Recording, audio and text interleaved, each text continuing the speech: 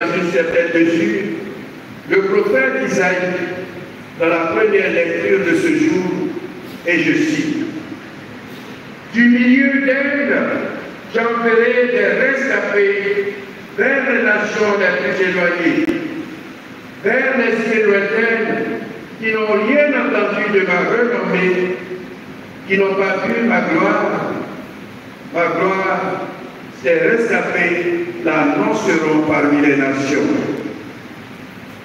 Et de toutes les nations, ils ramèneront tous vos frères en offrant au Seigneur sur des chevaux et des chariots, en litière, à dos de mulet et de dromadaire, jusqu'à ma montagne sainte à Jérusalem, dit le Seigneur. On apportera comme l'offrande qu'apportent les fils d'Israël, dans des vases purs à la maison du Seigneur. » Fin de citation. La mission de ces rescapés, de ce petit reste, c'est d'annoncer la gloire de Dieu vers des pays lointains. Mais ce mouvement en direction de ces peuples lointains rencontrera un autre mouvement, celui des nations qui affluent vers Sion, montrant ainsi que le Seigneur n'est plus seulement le Dieu d'Israël, mais il est aussi le Dieu de toutes les nations. Cette mission, c'est celui qui est confié aujourd'hui à nous tous, chacun selon sa vocation spécifique. Ce qui doit ressortir, c'est que le projet n'est pas le nôtre, mais celui de Dieu. Un projet qui concerne tout homme et tout l'homme. Et pour notre pays qui marche vers les élections d'octobre 2027, avec son lot d'incertitudes et de questionnements, ce projet pourrait porter sur l'espérance à annoncer.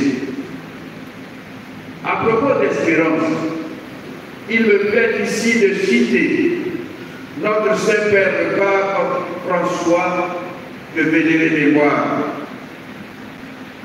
L'espérance est contenue dans le cœur de chaque personne comme un désir et une attente de bien, bien qu'en ne sachant pas de quoi demain sera fait. L'imprévisibilité de l'avenir suscite des sentiments parfois contradictoires, de la confiance à la peur, de la sérénité au découragement, de la certitude au doute.